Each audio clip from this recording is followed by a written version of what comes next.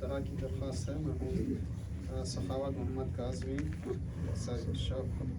سخاوت محمد کاظمی، بانو بیگم، سلیس فاطمہ، سید آقا حسین، فروخ جہاں، نصیر حسن، ظہیر حسن، رضا امام، نظرہ بانو، نسیم بانو، سید مسعود حسین، سید محمد علی راغب، حسین بانو، محمد علی راغب، خدیجہ بانو۔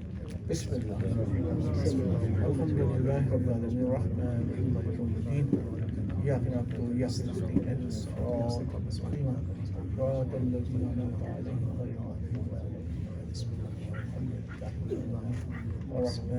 مالک یوم الدین ایاک نعبد و ایاک نستعین اهدنا الصراط المستقیم صراط الذین انعمت علیہم غیر المغضوب علیہم۔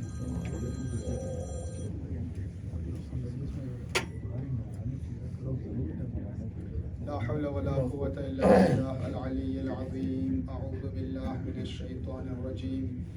بسم الله الرحمن الرحيم. الحمد لله رب العالمين، نحمده ونستعينه ونؤمن به ونتوكل عليه، الذي اسمه دواء وذكره شفاء وطاعته غناء، والصلاة والسلام على أشرف الأنبياء والمرسلين، خاتم النبيين، رحمة للعالمين، أبي القاسم محمد. اللهم صل على محمد وآل محمد وعلى أهل بيته الطيبين الطاهرين المعصومين المظلومين، واللعنة الدائمة الباقية على أعدائهم أجمعين من يومنا هذا إلى قيام يوم الدين. أما بعد، فقد قال الله تبارك وتعالى وتقدس في كتابه المجيد وفرقانه الحميد، وهو أصدق القائلين وقوله الحق. بسم الله الرحمن الرحيم. إنما المؤمنون الذين إذا ذكر الله وجلت قلوبهم وإذا تليت عليهم آياته زادتهم إيمانا وعلى ربهم يتوكلون.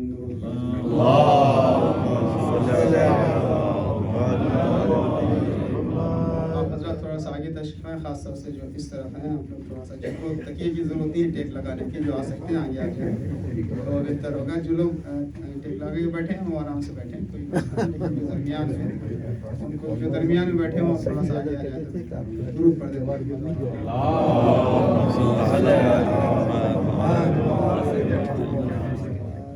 خداوند عالم انشاءاللہ ہماری قلیل آزاداریوں کو قبول فرمائے، تمام شرعی حاجات قبول لائے. ہم دنیا میں جئیں تو عشق حسین کے ساتھ دنیا سے اٹھیں تو عشق حسینی کے ساتھ انشاءاللہ دنیا میں جہاں بھی مولا امام حسین کا نام لینے والے اور راہ حسین پر چلنے والے امام حسین کے شہدائیوں میں جن کا شمار ہوتا ہے، مالک سب کی حفاظت فرمائے. انشاءاللہ مقامات مقدسہ کی، زائرین کی، زیارت گاہوں کی، علماء کرام مراجعان کی حفاظت و نصرت کو، مومنین خاص طور سے جو جنگ زدہ علاقوں میں ہیں جن کے ساتھ زیارتیاں ہو رہی ہیں، اللہ رب العزت تمام بے گناہ انسان خصوصاً مومنین کی حفاظت فرمائے. انشاءاللہ جلد سے جلد حضرت ولی عصر کا ظہور و درود پڑھیں. محمد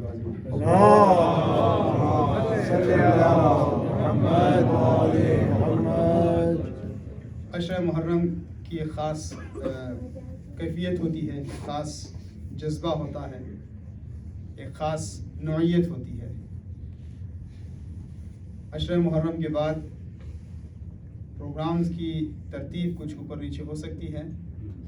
میں نے کہا تھا نا کہ جذبہ ایک خاص ہوتا ہے، وہ جذبہ ٹھنڈا نہیں ہونا چاہیے، اس لیے کہ حسین ابن علی اس آیت عظیم الہی کا نام ہے کہ جس کے ذکر سے ایمان تازہ ہوتا ہے، ایمان زیادہ ہوتا ہے. سورہ مبارکہ انفال کی آیت ہے جس میں اعلان ہو رہا ہے کہ مومن تو بس وہ ہیں، انما المؤمنون الذین اذا ذکر اللہ، مومن تو وہ ہیں کہ جب بھی اللہ کا ذکر ہوتا ہے، وجلت قلوبہم، ان کے دل نرم ہوتے ہیں، مائل ہوتے ہیں، ان کے اندر ان کے دل میں رقت ہوتی ہے، سافٹنس ہے، ہمبلنس ہے، جس طرح سے بھی ترجمہ اور اس کا ٹرانسلیشن کیا جائے. اذا ذکر اللہ وجلت قلوبہم، اذا ذکر اللہ، یہ نہیں کہ ایک بار اللہ کو یاد کر لیا آپ نے، ایک بار آپ کا دل ایمان تازہ ہو گیا، نہیں. جیسے کسی کا مصرع تھا، پتہ نہیں وہ کتنا درست ہے، اس کے آگے پیچھے کیا اشعار ہیں، ایک ہی سجدہ ہے کافی زندگانی کے لیے. تو بس ایک بار ہم جم کے سجدہ کر لیں گے ایسا نہیں ہے. ہاں کچھ سجدے ایسے ہیں جو کائنات کے سجدوں کی بقا کا ضامن ہے، وہ ان سجدوں کی بات ہی الگ ہے. لیکن بہرحال جب بھی اللہ کا ذکر ہو تو مومن کا دل نرم ہوتا ہے. یہ مومن کے مومن ہونے کی نشانی ہے. وَإِذَا تُلِيَتْ عَلَيْهِمْ آيَاتُهُ، جب بھی آیات الہی کی تلاوت ہو، یہ نہیں کہ ایک بار، کبھی کسی وقت میں، جب بھی آیات الہی کی تلاوت ہو تو زادتہم ایمانا. اور امام حسین کے لیے ہے بہت سی روایات کی روشنی میں، قرآن کی روشنی میں، زیارتوں میں، وآیتک المخزونہ، پروردگار حسین ابن علی اس ذات کا نام ہے جو تیرے خزانے میں تیری آیت ہے. تو میں نے خاص طور سے ریفرنس دیا کہ لفظی انداز سے بھی ہم ریفرنس دے دیں. جہاں آیات الہی کی تلاوت کا مطلب آیت عظیم الہی کا نام ہے حسین. ہر بار کا یا حسین کہنا ہمارے ایمان میں اضافے کا سبب بنتا ہے اور بننا چاہیے. اگر نہیں ہو رہا ہے کام تو اس میں کہیں نہ کہیں ہمارے ظرف کی کمی ہو سکتی ہے. تو ذکر حسین تازہ ہے، نام حسین تازہ ہے، ذکر اہل بیت تازہ ہے اور ہمیشہ یہ تازہ رہے گا. اس کی کوئی ڈیٹ ایسی نہیں ہے کہ اب یہ معاملہ جو تھوڑا سا پرانا ہو گیا. جیسے قرآن مجید کی کیفیت ہے، قرآن مجید کبھی پرانا نہیں ہوتا. قرآن مجید کے اندر کبھی کہنگی کا احساس نہیں ہوتا. قرآن مجید سے لوگوں کی طبیعتوں کو نہیں اکتانا چاہیے، لوگوں کو بیزار نہیں ہونا چاہیے. اور قرآن خود ہے ایسا کہ جو لوگوں کے دلوں کو تازہ کرتا ہے، ایمان کو تازہ کرتا ہے اور ایک تحریک پیش کرتا ہے، تازگی عطا کرتا ہے اور طہارت دیتا ہے. قرآن مجید کے نام ہم نے کسی مجلس میں ذکر بھی کیا تھا انہی دنوں میں. قرآن مجید اپنے خود نام اور القاب قرآن میں خود بیان کرتا ہے. قرآن کی خصوصیت یہ ہے کہ قرآن پاک کرتا ہے، پاک ہے، پاک کرتا ہے. رسول والے رسول پاک ہیں، پاک کرتے ہیں. پاک ہونا الگ ہے، پاک کرنے کی کیفیت الگ ہے. مثلا دوسرے رخ سے قرآن میں آیت ہے نا کہ وَأَنزَلْنَا مِنَ السَّمَاءِ مَاءً طَهُورًا، ہم نے آسمان سے طہور پانی نازل کیا. یہ طہارت سے ہے. طہور کا مطلب کیا؟ وہ جو پاک کرنے والا ہے.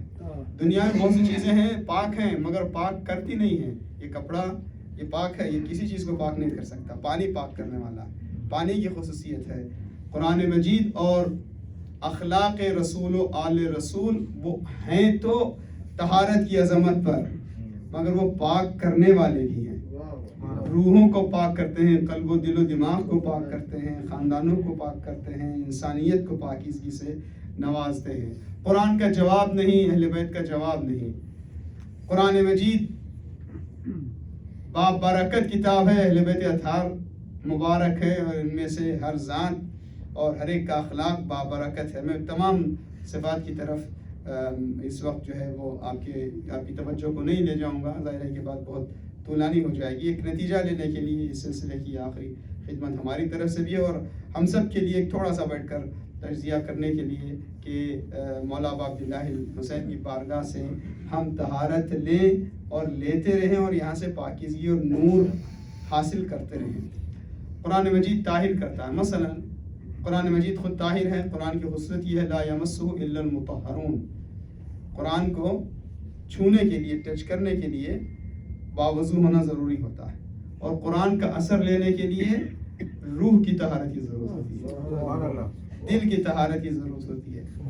ٹھیک ہے. پرانے قدیم موضوعات میں سے کچھ موضوعات کو بار بار دہراتے بھی رہنا چاہیے کیونکہ ایک تو ریمائنڈر کی ضرورت ہوتی ہے، پھر نوجوان نسل بھی ہوتی ہے. تو جیسے بھائی امام حسین وہ ہیں کہ جن کی وجہ سے کربلا معلّہ ہو گئی، خاک کربلا خاک شفا بن گئی ہے کہ نہیں ہے. اور یہ معتبر چیز ہے، کوئی یہ کنٹروورشل چیز، یہ کوئی خطیب کی خطابت نہیں ہے. اس کے حوالے سے متعدد روایات ہیں اور یہ ہمارے پاس ایک متقن مستحکم سالڈ بحث ہے عظمت خاک شفا کی کہ اگر خاک شفا پر سجدہ کریں تو آسمان، ساتوں آسمان کے حجاب میں راستے بنا کر انسان کی عبادت بلندی معراج تک، بلندی عرش تک پہنچ جاتی ہے. یہ خاک شفا ہے. قرآن مجید خود کہتا ہے کہ قرآن خود شفا ہے اور رحمت ہے. مولا ابا عبداللہ حسین رحمت ہیں، رحمت پروردگار کا آئینہ ہیں اور ان کی ذات سے شفا منسوب ہے. خاک بھی جس خاک میں طابت الارض التي فيها دفنتم، خود تو پاک ہیں مگر وہ سرزمین بھی عجیب طیب و طاہر اور پاک ہے کہ جہاں پر یہ دفن ہوئے، جس زمین کو ان سے نسبت ہوئی۔ تو میں عرض کر رہا تھا کہ پرانے موضوعات میں سے ایک سوال کے طور پر کبھی کبھی ذرا سنسیئر نظر آنے والا، بڑا سیریس ٹائپ کا سوال کہ ٹھیک ہے وہاں تو رسول کے نواسے کی شہادت ہوئی تھی اور ان کا خون گرا، مگر کربلا میں تو دشمنان اہل بیت بھی تو بہت سے مارے گئے، بلکہ اگر نمبرز میں دیکھیں گے تو شہداء کربلا کی تعداد کم ہے، اور جو قاتلین کو واصل جہنم کیا گیا لشکر یزیدی کو ان کے نمبر زیادہ ہیں۔ تو آپ اس مٹی کو کیسے اتنی مقدس مٹی کہہ سکتے ہیں کہ جس میں جو ہے وہ قاتلین شہداء کربلا اور دشمنان اہل بیت کا بھی خون بہایا گیا ہے؟ میں نے عرض کیا نا یہ پرانے موضوعات ہیں، بزرگ جانتے ہی ہیں، اور اس کا جواب بھی کئی طریقوں سے دیا گیا ہے کہ سب سے پہلے تو یہ کہ جب کوئی قول معصوم کی طرف سے ہمیں قول ملتا ہے تو ہمیں چون و چرا کرنے کی ضرورت نہیں ہے، اور پھر حدیث قدسی کے حوالے سے بہت سی چیزیں ثابت ہیں۔ چلیں اگر اور سمجھنا بھی چاہتے ہیں، تھوڑا سا کنونسنگ طریقے سے آپ کو جواب چاہیے ہے تو پھر قرآن مجید پاک ہے کہ نہیں؟ کسی مسلمان کو شک ہے قرآن کے پاک ہونے پر؟ لا یمسہ الا المطہرون، بغیر وضو کے قرآن کو چھو نہیں سکتے۔ اب قرآن مجید میں کیا ہیں، کتنے الفاظ ہیں، کتنی آیتیں ہیں؟ 6000 سے زیادہ آیتیں ہیں، 114 سورے ہیں، ٹھیک ہے، الفاظ ہزاروں ہیں۔ تو اگر اب ان الفاظ میں ہم دیکھیں تو اچھے الفاظ بھی ہیں اور ظاہری طور پر جن الفاظ کو مقدس نہیں سمجھا جاتا ایسے الفاظ بھی ہیں۔ الفاظ چھوڑیں، ایسے نام ہیں جو نامقدس نام ہیں۔ سبحان اللہ۔ قرآن میں ابلیس ہے نا، کوئی مسلمان ابلیس نام رکھتا ہے کہ چلو قرآن میں یہ نام آ گیا ہے تو رکھ دیں؟ فرعون کسی نے نام رکھا ہے؟ کیوں نہیں رکھتے بھائی؟ یہ قرآن میں آیا ہے نا، قرآن مقدس کتاب ہے۔ ہاں نہیں، قرآن میں آیا ہے مگر اس کے کردار اور بلکہ بعض اوقات لفظی اعتبار سے اگر نام کوئی اتنا برا بھی نہ ہو مگر اس کی پہچان بن جاتی ہے تو اس کا نام نہیں رکھا جاتا۔ جیسے تاریخ میں پہلے آپ کو یزید نام کے اچھے کردار بھی ملیں گے، لیکن جب تک وہ جان پہچان لفظ یزید سے اس منحوس یزید کی نہیں ہوئی تھی جو لعین ہے۔ تو اگر آپ کہیں سنیں یزید بن ریاحی تو آپ جو ہے اس میں حر بن یزید ریاحی تو تعجب نہ کریں گے بھائی یزید نام گزرے ہیں، لیکن جیسے جیسے ایک کوئی نام سمبل بن جاتا ہے تو پھر لوگ اس کو اوائڈ کرتے ہیں، ٹھیک ہے، خیر نام کی بحث الگ ہے۔ قرآن مجید میں فرعون بھی ہے، ابلیس بھی ہے، پھر الفاظ کے اعتبار سے کاذبین، فاسقین، فجار نام بھی ہیں، القاب بھی ہیں۔ تو اب کسی کو یہ شوق ہو کہ چلے ہم یہ برے نام ہیں قرآن کے تو ہم اس کو بغیر وضو سے کہ چھونا تو کیا بلکہ ہم اس کی توہین کر دیں گے، ہم اس کو لے کے جو ہے وہ خدا نخواستہ یہ لفظ فرعون جہاں سے مل رہا ہے قرآن مجید میں، ابلیس کا جہاں سے نام مل رہا ہے ہم اس کو نکال کر اس کو گندگی میں ڈال دیں گے، اس کی توہین کر دیں گے، بغیر وضو کے بھی چھو لیں گے، آواز آئے گی نہیں۔ پورے قرآن مجید میں جتنے الفاظ ہیں وہ قرآن جو لوح محفوظ سے نکل کر قلب رسول پر نازل ہو کر رسول کی زبان پر جاری ہو گیا، وہ جو بھی لفظ ہوگا اس لفظ کو تم بغیر وضو کے ہاتھ نہیں لگا سکتے۔ مکمل جواب مکمل ہے۔ کربلا میں چاہے جو کوئی دفن ہو، کربلا میں جس کسی کا بھی خون گرا ہو، رحمت للعالمین رسول کے نواسے کا قطرہ خون پوری خاک کربلا کے پاک ہونے اور پاک کرنے کی صلاحیت رکھنے کے لیے درود پڑھیں محمد والے محمد۔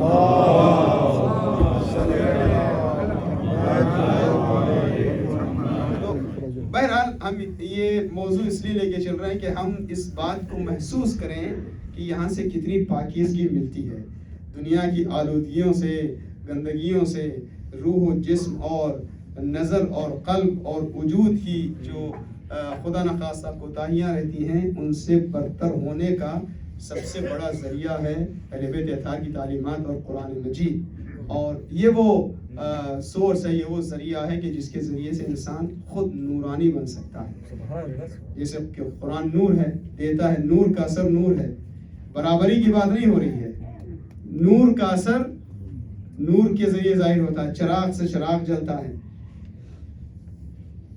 اگر کہیں سے بھی کنیکشن رہتا ہے نا الیکٹرکسٹی کا تو وہاں سے آپ لائٹ آن کر سکتے ہیں جب تک کنیکشن ہے، اگر کنیکشن نہیں ہے تو چاہے جتنا اچھا بہترین لائٹ ہو، بہترین بلب ہو، اس میں روشنی نہیں آتی۔ اچھا یہ بلب بڑا روشن ہے, بڑی روشنی دے رہا ہے, اس کا کمال ہے, کمال اس کا نہیں, جس سے تعلق اس کا ہے. اگر تعلق آپ کا ہمارا رسول سے, آل رسول سے, قرآن سے ہے تو ہم بھی چمکنے لگتے ہیں, ہمارے اندر بھی نورانیت آنے لگتی ہے اور اس کا اثر ہوتا ہے. قرآن مجید کی خصوصیت یہ بھی ہے کہ قرآن مجید جذاب ہے, بہت زیادہ اٹریکٹیو ہے, بہت اپیل کرتا ہے لوگوں کو, اور یہ بات سچ ہے. یعنی سچ تو ہے, آپ مانتے ہی ہیں, مگر محسوس کرنے کی ہے کہ یہ بات اتنی سچ ہے کہ قرآن کے مخالف لوگ بھی, قرآن کے دشمن بھی قرآن سننا پسند کرتے تھے اور پسند کرتے ہیں. بہت سے اہل بیت اطہار کے دشمن بھی اہل بیت کے تذکرے اور نام حسین کو غور سے سنتے ہیں.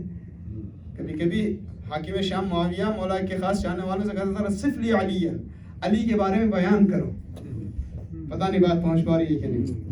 قرآن مجید, اچھا تھوڑی دیر کے لیے تصور کریں, قرآن اللہ کا کلام ہے, اور کوئی بھی اچھا پڑھے, تھوڑا سا بہتر انداز میں پڑھے تو آپ کو اگر اس کا مطلب سمجھ میں بھی نہیں آتا ہے تب بھی اچھا لگتا ہے کہ نہیں ایسا, جبکہ ہم اس کا مطلب نہیں سمجھ پا رہے ہیں مگر پھر بھی اچھا لگتا ہے. اور اگر فرض کریں کوئی واقعی ایسا شخص پڑھے جو بہت متقی پرہیزگار ہو, قرآن کو سمجھ کے پڑھتا ہو تو کتنا اچھا لگے گا. چلیں یہ سب چیزیں چھوڑیں, خود رسول قرآن سنائے, خدا کا کلام ہو, زبان رسول کی ہو, خدا کا کلام ہو, زبان امام کی ہو. آپ چوتھے امام کی شہادت کی تاریخوں میں ممکن ہے سنیں گے یا پہلے سن چکے ہیں.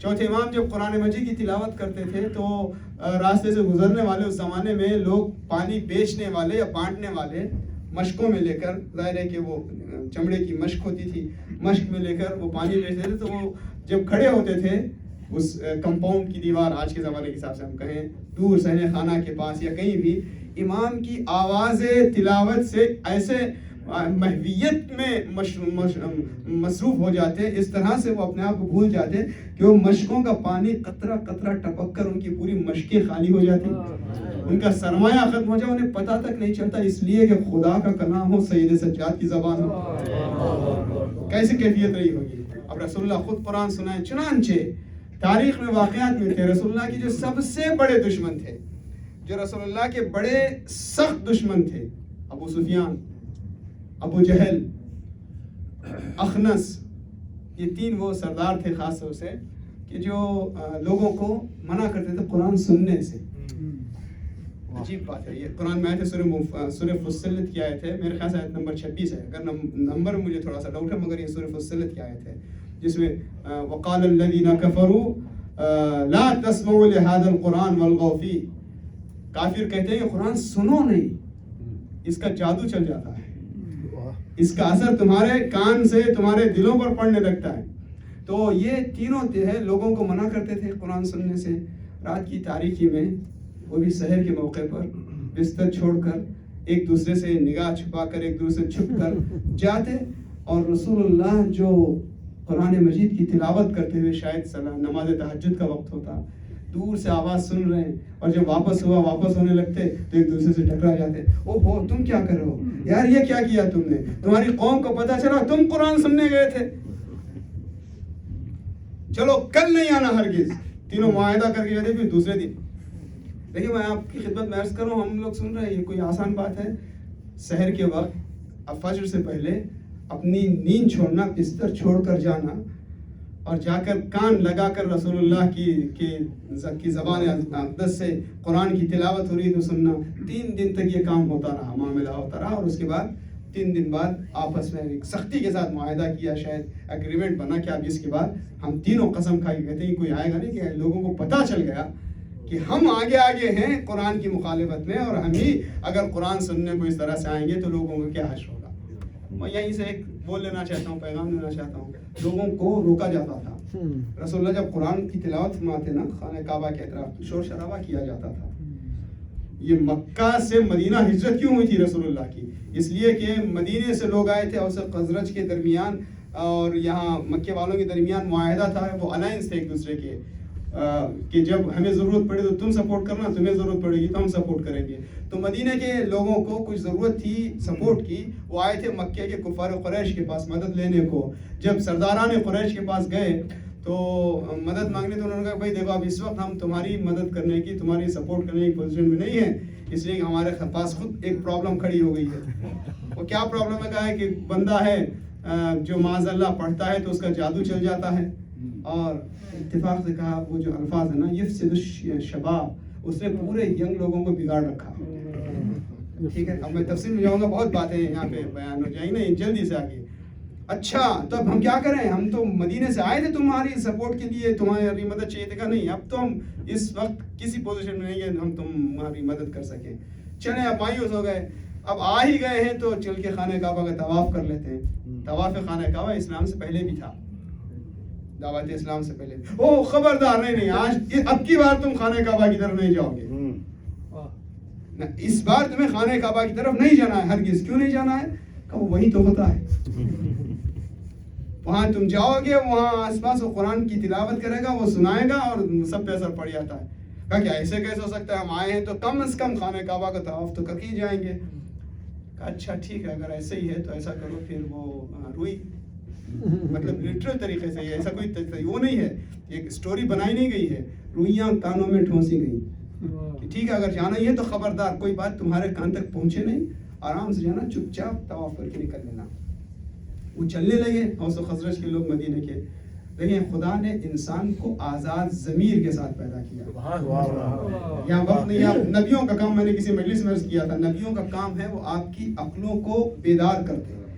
مولا کائنات فرماتے ہیں لیسیروا دفائن العقول، آزادی فکر اسلام کی پہلی بنیاد ہے. کبھی زبردستی آپ کو اسلام منواتا نہیں ہے. ہاں جب مان لیتے ہیں تو واجب حرام کا مسئلہ آتا ہے. جب چلنے لگے تو یار یہ بھی کوئی بات ہوئی، ہم بھی کوئی عقل مند انسان ہیں، بلکہ جس چیز سے روکا جاتا ہے اتنا ہی زیادہ چیز پسند ہوتی ہے. یہ صرف بچوں ہی کا معاملہ نہیں ہے کہ اگر کسی چیز سے روکیں تو نہیں، جب لوگوں کو پتہ چلتا ہے کہ ان کی شوگر ہائی ہونے لگی ہے تو میٹھے کی خواہش زیادہ ہونے لگی ہے. تو جس چیز سے منع کیا جائے اس میں اور خواہش، اس کا تجسس بڑھتا جاتا ہے. تو چلتے ہوئے کہا کہ ایسے کیسے ہو سکتا ہے کہ ہم اتنی دور آئے ہیں اور وہ گئے سنے بھی نہیں. تو ان کو بھی شوق ہوا اور انہوں نے جو روئیاں تو نکال کے پھینکی اور گئے اور درمیان میں گئے. وہی ہوا جو جس کا ڈر تھا. رسول قرآن کی تلاوت فرما رہے ہیں، قریب گئے، وہ کیا اثر ہے ان الفاظ قرآن کا. اور پھر اس کا اثر پڑا، اثر ہوا، پھر رسول اللہ پر ایمان لائے، پھر وہیں سے وہ مدینہ گئے، پھر آنا جانا ہوتا رہا یہاں تک کہ انہوں نے مدینے میں ایک تیاری کر لی، ایک زمینہ ہموار کیا، جس کے بعد رسول اللہ نے مکے سے مدینے کی طرف ہجرت کی. درود پڑھیں محمد. بات تھوڑی سی آگے بڑھ گئی. میں عرض یہ کرنا چاہتا تھا کہ دیکھیں قرآن سننے سے روکنے کی کوشش اس وقت بھی ہوئی اور یہی کیفیت کربلا میں بھی ہوئی. امام حسین جب خطبہ ارشاد فرما رہے تھے تو باجے بجائے جانے لگے، ہنگامہ ہونے لگا، شور شرابہ کیا جانے لگا. کس لیے؟ تاکہ حسین ابن علی کی آواز کو روکا جا سکے، لوگوں تک پیغام نہ پہنچے. میں نے عرض کر دیا، آپ نے سن لیا. 1 منٹ کے لیے جلدی سے غور کریں، یہ آج نہیں ہوتا ہوگا، یہ اب نہیں ہو رہا ہے. نہیں، اب تو آپ اس کو 100 گنا 1000 گنا نہیں، ملینز ٹائم اس کو ملٹیپلائی کریں. آج بہت کچھ ایسا ہو رہا ہوگا جس سے ہمارے کانوں کو بند کیا جا رہا ہے کہ حسین کی آواز استغاثہ یا نہیں، زمانے کی کہ امام کی آواز نصرت ہمارے کانوں تک نہ پہنچے. یہ الیکٹرانک میڈیا، سوشل میڈیا، مختلف چیزوں سے، ضروری کہ ہر چیز بری ہی آتی ہے سوشل میڈیا سے. میں عرض یہ کر رہا ہوں کہ دنیا کے اندر ایسا ایک نظام چل رہا ہے کہ جس کے ذریعے سے ہمارے اور اپنے امام کے درمیان ایک ایسی کیفیت ہو سکتی ہے کہ جس سے ان کا پیغام ہمارے کانوں تک پہنچنے میں رکاوٹ ہو. پھر میں نتیجہ لیتا ہوں، فرش اعضاء کی برکات میں سے ایک برکت یہی ہے کہ ہمارے سننے کی صلاحیت کو صاف کر کے راستے بنا دیتا ہے. ہماری آنکھوں کو کہ پردوں اور حجاب کو صاف کر کے ہمیں راستہ دکھاتا ہے کہ دیکھو تم اپنی منزل بھولو نہیں. تمہاری زندگی بھر تم نے اپنی زندگی پر یا حسین اسی لیے کیا کہ تم کربلا میں نہیں تھے، تو اپنے اس وارث حسین کے لیے خود کو آمادہ کر لو کہ جن کا انتظار اور جن کی نصرت تمہاری زندگی کا مقصد ہے. درود پڑھ دیں محمد علی.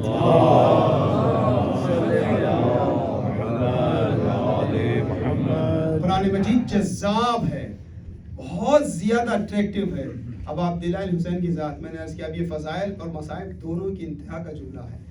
ایک موقع وہ جب رسول زبان سے اپنے قرآن کی تلاوت فرمائے، رسول کی زبان ہو، رسول اپنی آواز میں، اور اس سے بڑا معجزہ کیا ہوگا کہ رسول کے نواسے وارث حسین کا سر تن سے جدا ہو جائے، حسین نیزے سے قرآن سنائے۔ ہاں فرق اتنا ہے کہ جہاں ظرف ہوتا ہے نا تو وہاں اثر پڑ جاتا ہے۔ وہ ابو جہل و ابو سفیان و اخنس تھے کہ جنہوں نے اتنے بڑے معجزے دیکھنے کے بعد بھی اسلام قبول نہیں کیا، جن کو ہدایت کی راہ نظر نہیں آئی۔ لیکن جہاں ظرف پاک ہوتا ہے وہاں سورج اپنی روشنی پہنچا دیتی ہے۔ ذرا سا بھی اگر راستہ نکلے تو کبھی راہب کو، کبھی سفیر یونان کو جو ہے وہ مولانا عبداللہ الحسین کا سر اور ان کی تلاوت ہدایت کے راستے پر لے آتی ہے۔ درود پڑھتے محمد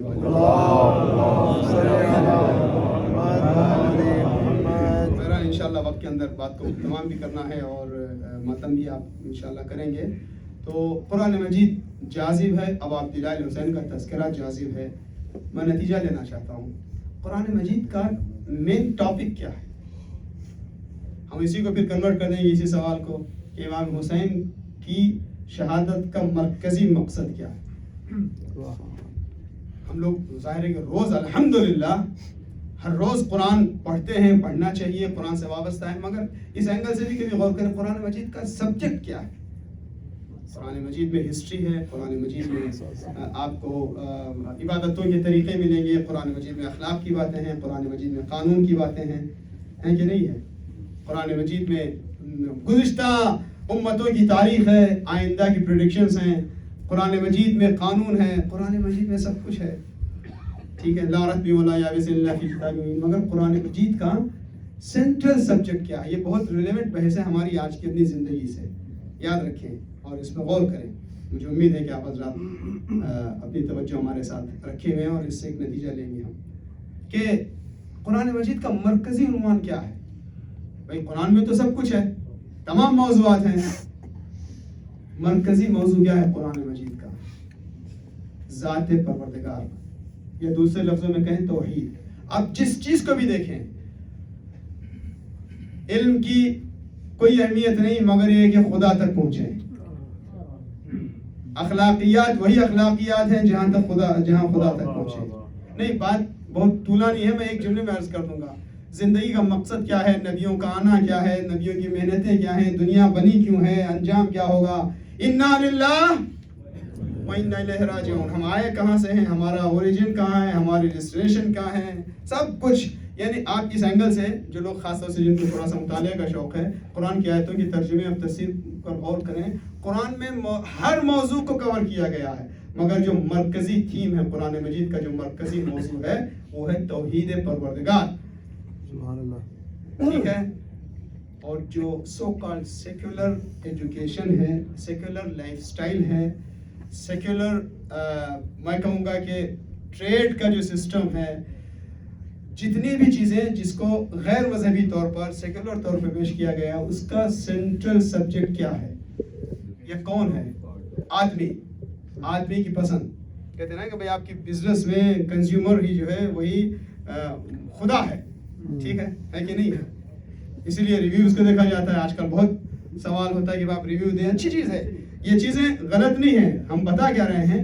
آدمی کو، چنانچہ اگر صرف آدمی ہی کو مرکز بنا لیا جاتا ہے تو دنیا کے اندر بہت برائیاں ہو رہی ہیں۔ میں ممبر سے تفصیل سے بیان کروں گا، آپ کہیں گے کہ مولانا صاحب آپ یہ سب کیوں بیان کر رہے ہیں؟ ممبر کے ادب کے خلاف نہ ہو جائے۔ ہم ادب کے خلاف نہیں بات کر رہے، مگر یہ حقائق ہے دنیا کے اندر۔ بہت زیادہ گندی فلمیں کیوں بنتی ہیں؟ اس لیے کہ لوگ دیکھتے ہیں۔ دنیا کے اندر بہت سے کام اس کو قانونی بنایا جا رہا ہے، کس لیے؟ کہ میجورٹی نے 51% نے یا ان سے زیادہ نے کم نے ووٹ کر کے اس کا پرمیشن دے دیا ہے۔ کیوں ایسا؟ آدمی کی پسند ہے۔ یاد رکھیں ہماری پسند جو ہے وہ محترم ہے، کب تک؟ جب تک کہ انسان کی پسند خدا کی پسند سے نہ ٹکرا جائے۔ اسی کا نام دین ہے، اسی کا نام قربانی ہے۔ میں نے شاید کل ہی کہیں عرض کیا تھا نا کہ کبھی آپ ایسا ہو سکتا ہے کہ آپ کو عبادتیں تو بہت ہیں، ثواب کے کام تو بے انتہا ہیں، مگر جہاں آپ کی قربانی ہے، فلما اسلما، قیامت تک قرآن مجید حضرت ابراہیم و اسماعیل کو سلام بھیج رہا ہے سلام علی ابراہیم، سلام علی یاسین، سلام علی نوح فی العالمین. میں آیتیں پڑھتا جاؤں وقت زیادہ لگے گا. آج تک مسلمان بحث کر رہے ہیں کہ سلام رسول کو کرنا بدعت ہے کہ سنت ہے، جائز ہے کہ نہیں جائز ہے. قرآن قیامت تک حضرت ابراہیم کو سلام پیش کر رہا ہے. یہ کوئی فلسفیانہ دلیل نہیں ہے، یہ سیدھے سادے صراحت کے ساتھ پیش کیا جانے والا کلام ہے. کیوں قرآن مجید جناب ابراہیم و اسماعیل کو سلام پیش کر رہا ہے؟ اس لیے یہ قربانی تھی. تو میں عرض یہ کر رہا تھا کہ قرآن مجید کا جو مرکزی موضوع ہے وہ توحید پروردگار ہے، وہ حقیقی توحید ہے. اور حقیقی توحید، عملی توحید ملتی ہے ہمیں اہل بیت اطہار کی زندگی سے، جہاں پر خدا محور ہونا، زندگی کا مرکز اور محور ذات پروردگار ہے. کبھی کبھی ہو سکتا ہے کہ ہمارے لوگ سنیں کہ آج تھوڑا سا ایسی بحث لگی جیسے میں آن لائن تو نہیں جا رہی ہے، تو خیر کوئی ہم غلط بات تو نہیں کر رہے ہیں، یہ تھوڑا سا وہابیوں ٹائپ جیسی بات نہیں کر رہے ہیں. خدا کی قسم، خدا کی قسم، توحید اگر آپ کو چاہیے آپ اصول کافی میں اٹھا کے دیکھیں، جیسی پاک خالص اور بالکل شمشیر برندہ جیسی، یا جہاں پہ کوئی گوشے کو برداشت نہیں کیا جا سکتا، وہ خالص توحید اہل بیت اطہار نے پیش کی ہے. اور یہ کوئی زبانی دعوانی. اور پھر عملی توحید، توحید عملی. بھئی توحید سمجھ میں آئے گی. توحید مطلب جہاں پہ خدا ہی کی ذات، اپنا کچھ نہ ہو. تو اہل بیت اہل بیت والوں سے سمجھو، اہل بیت کے پیرو. امام حسین تو اپنی جگہ، ایک جملہ عرض کروں میں، حسین تو بے مثال ہے ہی، حسینی بھی بے مثال ہیں. اب آپ دلال حسین کی ذات تو لاجواب ہے، امام حسین کے عزادار بھی لاجواب ہیں. آپ کو یقین، بہت سے لوگوں کو یقین نہیں آتا تھا، یہ دور حاضر کے حالات نے واضح کر دیا. توحید، شرک. غلامی میں نہ کام آتی ہے تدبیریں نہ شمشیریں، جو ہو ذوق یقین پیدا تو کٹ جاتی ہیں زنجیریں. میں اگر الفاظ غلط تھوڑا سا آگے پیچھے کروں آپ لوگ ٹھیک کر لیں، بہت سے لوگوں کو یہ مصرے یاد ہیں. غلامی میں نہ کام آتی ہے تدبیریں نہ شمشیریں، جو ہو ذوق یقین پیدا تو کٹ جاتی ہیں زنجیریں. یقین محکم عمل پہ ہم، محبت فاتح عالم، جہاد زندگانی میں یہ ہیں مردوں کی شمشیریں. کوئی کر سکتا ہے، کوئی اندازہ کر سکتا ہے اس کے زور بازو کا. دیکھیں یہ ہمارے علماء کے لیے ہے کہ بڑی سادہ زندگی. امام خمینی کے لیے مشہور ہے کہ ان کا دیکھنے کا جو انداز تھا نا، ان کی آنکھیں کے اوپر بہمیں ذرا سا بھاری ہوتی تھیں. ان کا یہ جو اس طرح سے دیکھنے کا انداز ہوتا تھا، کہا گیا کہ ان کے اس دیکھنے کے انداز سے ایک عجیب روب و دبدبا دشمنوں پر، ایک ہیبت سب پہ طاری ہو جاتی تھی.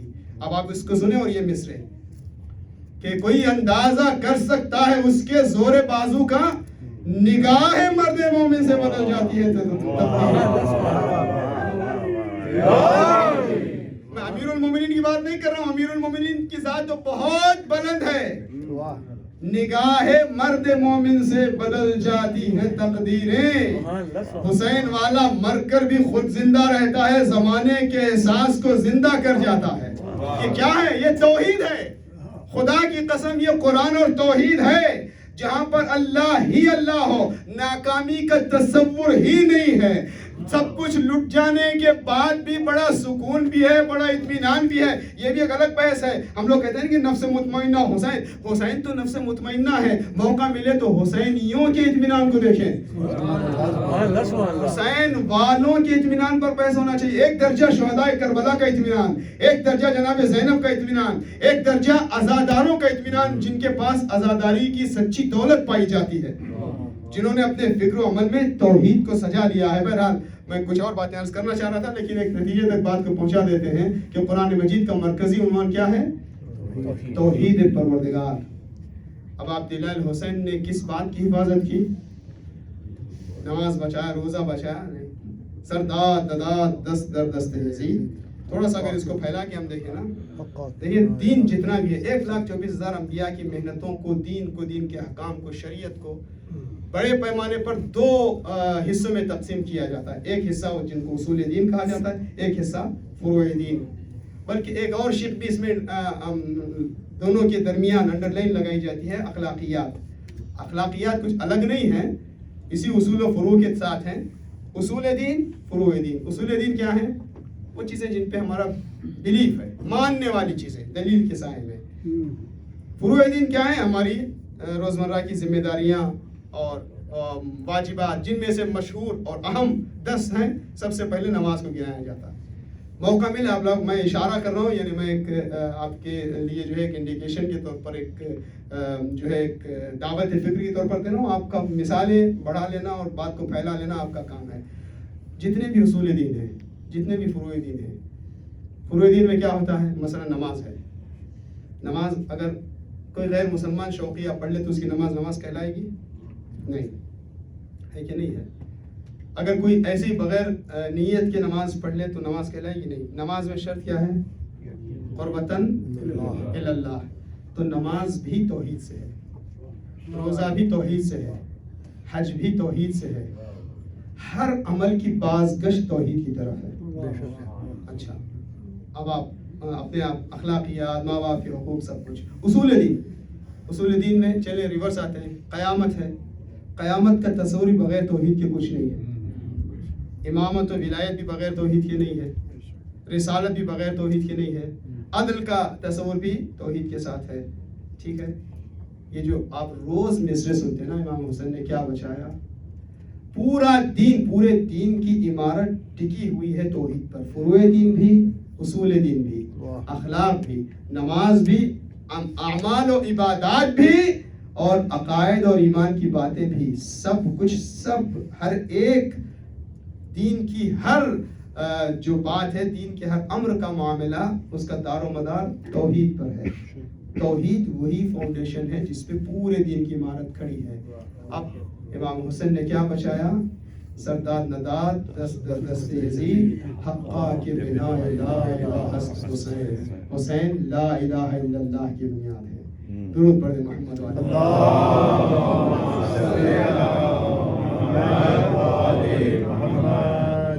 قرآن مجید کا مرکزی عنوان توحید پروردگار۔ توحید کو امام حسین نے بچایا۔ امام حسین کی بہن زینب، اب اسی اینگل سے جتنے بھی مسائل اب تک سن چکے ہیں، اور کم از کم ان ایام اعظام میں سنیں گے آپ، جب بھی بی بی زینب کا نام آئے اس اینگل سے دیکھیں کہ ایمان و معرفت اور توحید پروردگار کے جلوے ان کے لفظ سے کیسے ابھر کر نظر آتے ہیں۔ بی بی نے کیسے دیکھا؟ بی بی کی نگاہ، ایک جملہ تو میں کئی بار اب تک پڑھ چکا، اس کو نہیں دہرا رہا ہوں۔ جناب زینب نے یزید کے دربار لے جائے گئی، وہ بی بی جس کے نشان، جس کی مادر گرامی کے نشان قدم کا حجاب اور پردہ امیر المومنین نے کیا تھا۔ مصائب میں ہم سنتے ہیں نا کہ جناب حبیب نے مظاہر کو بی بی نے خیمے کے اندر سے سلام بھیجا تھا۔ ٹھیک ہے، یہی بی بی دربار یزید میں گئی، کہاں پہ خطبہ دیا بی بی نے؟ ابن زیاد کے ساتھ بھی بحث ہوئی، انما یفتضح الفاسق والفاجر۔ جب یزید کے دربار میں بی بی کو پیش کیا گیا، بی بی نے جو خطبہ ارشاد فرمایا، میں عرض کر رہا ہوں یہ نگاہ توحیدی، لیکن دیکھنا خدا کی توحید کے جلووں کو دیکھنا۔ ایک مقام وہ تھا جب رسول اللہ غار حرا سے تشریف لائے،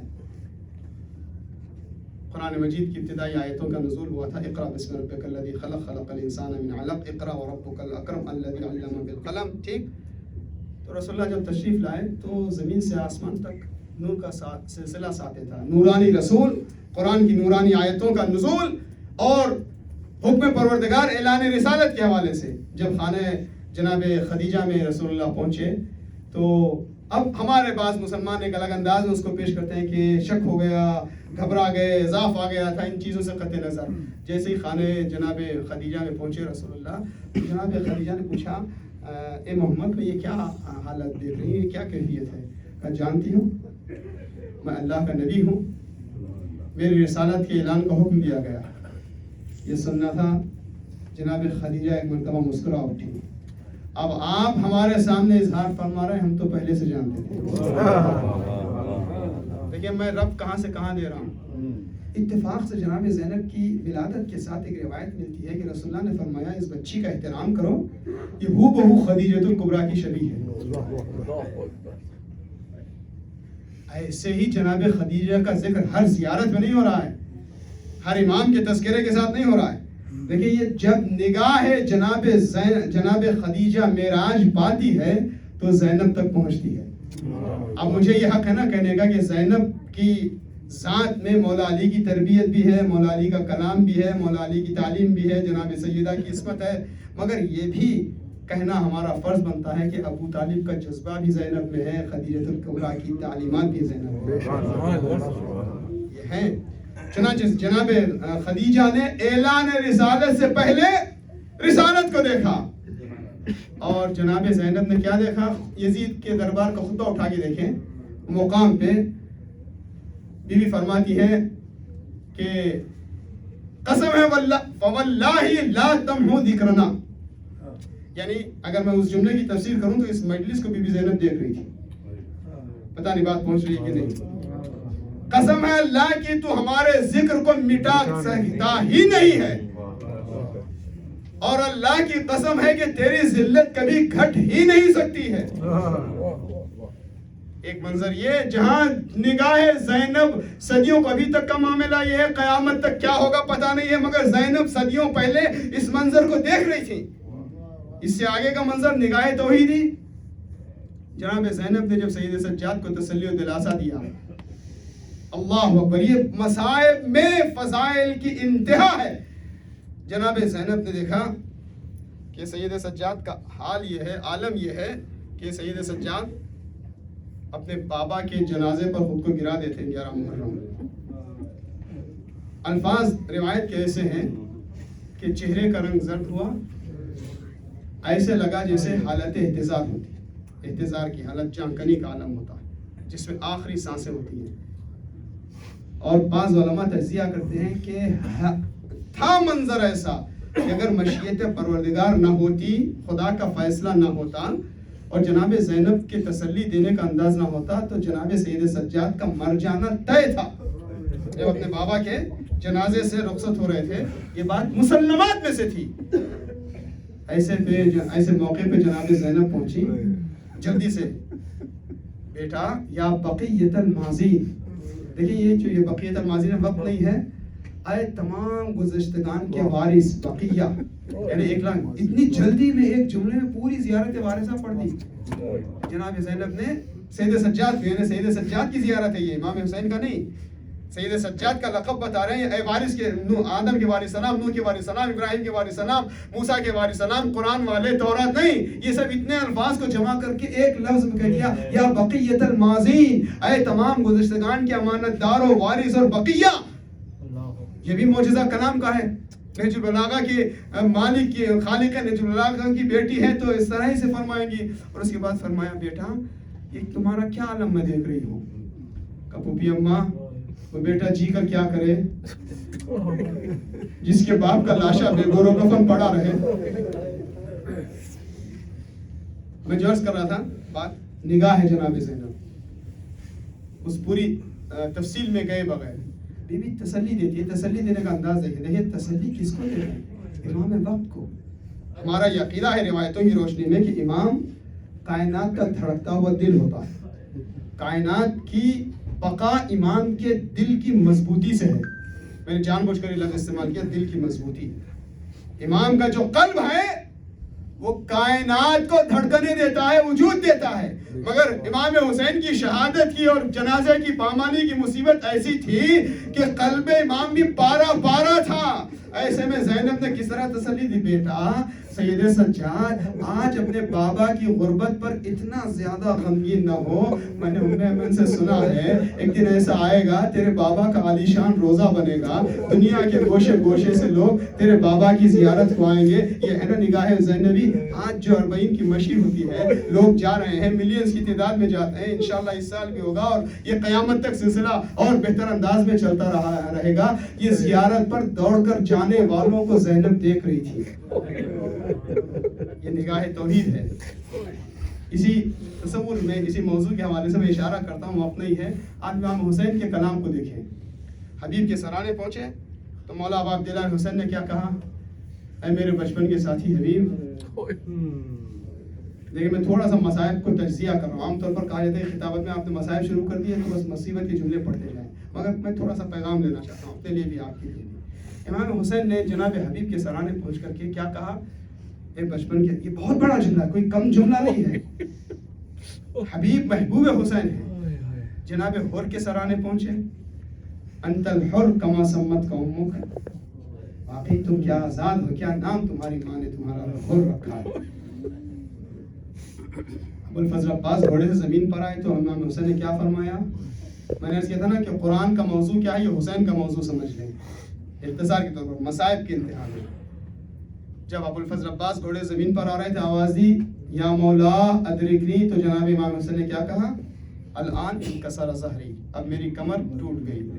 کوئی کم بات ہے امام وقت کی کمر خمیدہ ہو جائے؟ کیا عظمت تھی ابوالفضل عباس کی.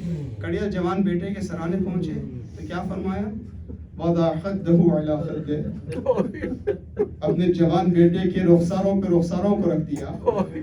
بیٹا لعن اللہ قوما قتلوک, خدا غارت کرے اس قوم کو جس نے تمہیں قتل کیا. پھر سر کو اٹھایا, حسرت سے دیکھا. علی الدنیا بعدک العفا, اے میرے لال خاک ہو اس دنیا پر تمہارے بعد. یہ سب میں نے تمہیداً عرض کیا. حسین کی شہادت کا موضوع سمجھیں جیسے قرآن کا مرکزی موضوع ہے توحید. جب حسین اپنی پوری قربانیاں پیش کر چکے, اپنے پاس جتنے نذرانے تھے سب ادا کر چکے, آخری قربانی تھی اپنے سے پہلے شہزادہ علی اصغر کی میت ہاتھوں پہ لیے ہوئے, امام حسین نے کیا فرمایا؟ اے میرے پھول سے بچے, اے میرے شیرخوار بچے, اے میرے ننھے بچے, اے میرے 6 مہینے والے. نہیں, کہیں آپ کو روایت میں الفاظ نہیں ملتے. امام حسین نے کیا کہا؟ بچے سے کچھ خطاب نہیں کیا, ہاتھوں پہ ننھی سی میت لی, آگے بڑھتے. انا للہ و انا الیہ راجعون رضن بقضائہ و تسلیما لامرہ. اگر قرآن کا مرکزی موضوع خدا کی ذات ہے تو حسین کی شہادت کا مرکز بھی توحید پروردگار ہے. مالک میں نے اپنا سب کچھ قربان کر دیا, بس تو راضی رہ جا.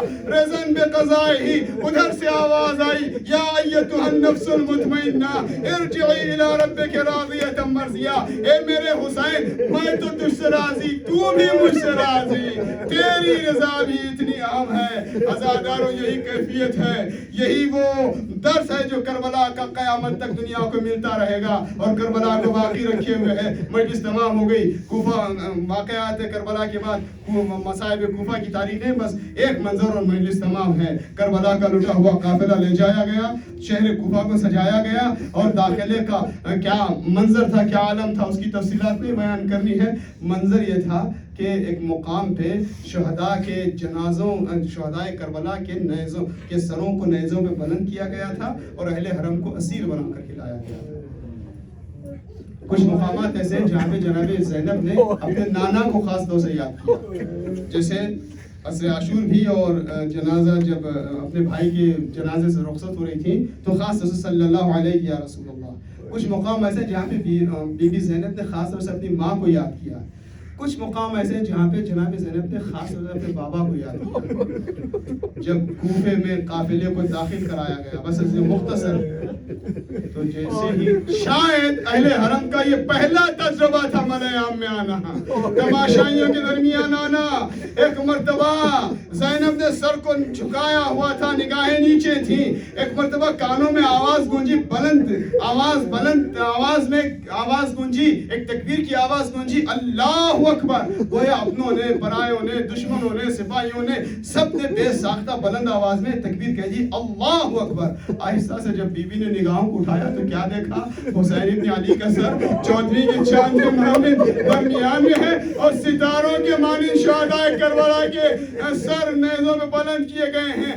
شاید بی بی کا یہ شہادت کے بعد پہلا دیدار تھا سر حسین سے. اب روایت کہتی ہے کہ بی بی نے اپنا سر اپنی پیشانی میں ماری, خطاب کیا اپنے بھائی کے سر سے, اے میرے ماں جائے حسین, تمہارے بعد بارے مصیبت نہیں اٹھتا. اے میرے ماں جائے, ذرا اپنے بیمار کا حال تو دیکھو, اپنی بیٹی کا حال تو دیکھو. بیان کرتے ہوئے ایک مرتبہ جملہ فرماتی ہے, بابا, اے بھیا حسین, میرے نانا کو میرا سلام سنا دینا. اے بھیا, میری ماں کو میرا سلام سنا دینا. میرے بھائی حسن مشتبہ کو میرا سلام سنانا. اور اس کے بعد ایک جملہ فرماتی ہے, اے میرے ماں جائے حسین, میرے بابا علی مرتضیٰ کو میرا سلام سنا کر کہہ دینا, بابا, جس 6 سالہ زینب کو رات کی تاریکی میں ماں کے جنازے کے ساتھ چلنے نہ دیا تھا, اب وہی زینب ہے. درباروں سے گزاری جا رہی ہے. محترم